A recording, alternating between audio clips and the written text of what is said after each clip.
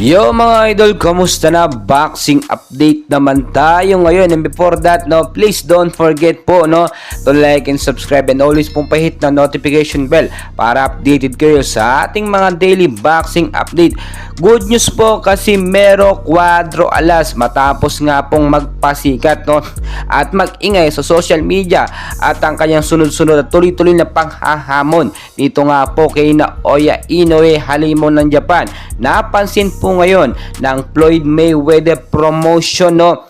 Ito nga pong si Casimero Cuadro Alas angas ng Pinas sa Pilipinas. Ayon po sa ating mga nakuhang source ay kukuhanin nga po ng Floyd Mayweather promotion itong si Casimero para agarang maikasa yung laban po dito kay Naoya Inoue. Bakit po kinakailangan at bakit gustong kuhanin ng Floyd Mayweather promotion itong si Casimero? Well guys, napakalaking pera po ang maibibigay ni Alas dito nga po, no, sa Floyd Mayweather promotion. Bakit kamo? Ito pong yung magiging laban kay Inoue. Milyon at bilyon po talaga yung mga magi-sponsor sa kanilang laban. At dahil nga po tulad ng sinabi ni Naoya Inoue or yung kampo ni Naoya Inoue, mahina po ang boxing promotion ni Alas, kaya never and ever daw maikakasa ang kanilang laban. So napansin niya at nakarating niya sa Amerika. Ngayon sabihin nating mahina pa ba or mahina pa ba ang kanyang magiging boxing promotion kung Floyd Mayweather promotion na ang hahawak sa kanya.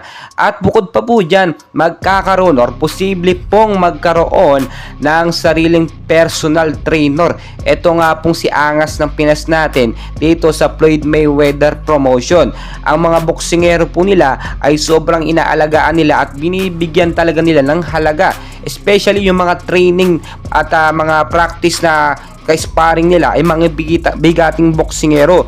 Bukod pa po dyan ay talagang tatanggap ng milyon-milyon po etong si Alas natin angas ng Pinas once na mapunta siya dyan sa Floyd Mayweather promotion. Alam nyo naman, no, dalawang mga sikat o marami tayong mga sikat na promotion or boxing promotion. Meron tayong Manny Pacquiao sa America, Floyd Mayweather promotion naman. So pwedeng magkaroon ng ugnayan na connection yan at itong si Alas ay pansamantala or makuha doon para lamang maikasa yung laban kay Naoya Inoue.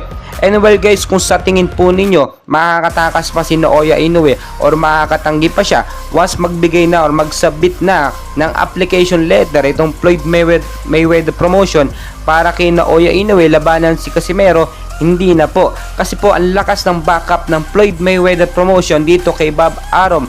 Once po na aprubahan yan, automatically 2024 immediately ikakasa po ang laban ni Casimero at Naoya Inoue. Yan po ang hinihintay natin ngayon.